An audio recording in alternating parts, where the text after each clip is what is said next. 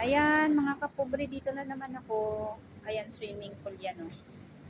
Ayan, swimming pool yan. Ayan, kunting real talk na. Design nila. Diba? Pasko na Pasko. Malamig ang Pasko natin. Malamig ang magiging December natin ngayon. Hindi naman ako nagkulang. Nagtrabaho lang naman ako. Yun lang siguro na hindi naasikaso yung tao. Gumawa lang naman ako ng paraan para makapasok ng trabaho at para matulungan ko din sana siya. Pero hindi siya nakakatiis eh. Hindi kasi nagagamot yung kape niya. Wala kasing doktor. Kaya pinapakamot niya sa iba. So, choice niya yan. Siya na ang gumawa niyan. Huwag naman niya sabihin sa akin na ako yung may kasalanan.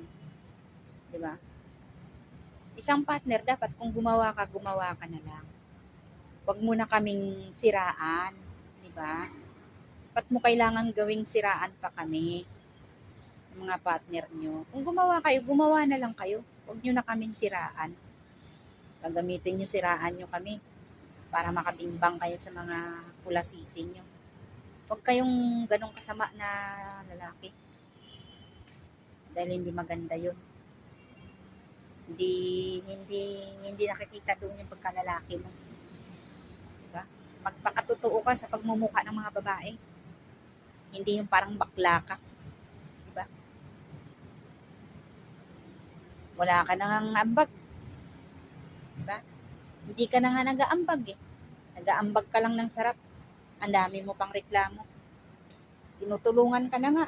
Para medyo gumaan yung ano mo, pero anong ginagawa mo? Diba? Dami mong reklamo. Dami mong ano kasi may ginagawa ka. Magpapalit ka lang naman din sa iba. Eh, may support ka naman. Wala ka na nga suporta. Wala ka na nga ambag. Ang dami mo pang paninirang sinasabi para makabigbang ka lang sa babae mo. Huwag kayo ganun, boys. Magpakalalaki kayo. Diba? Magpakalalaki kayo. Swerte nyo nga, napunta kayo sa ganung babae. Tinutulungan kayo. Diba?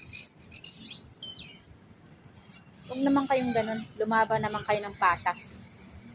Lumaban kayo ng patas. Kung ayaw nyo na sa partner nyo, sabihin nyo. Katulad yan, walang paramdam. O sana tuloy-tuloy na yan. Diba?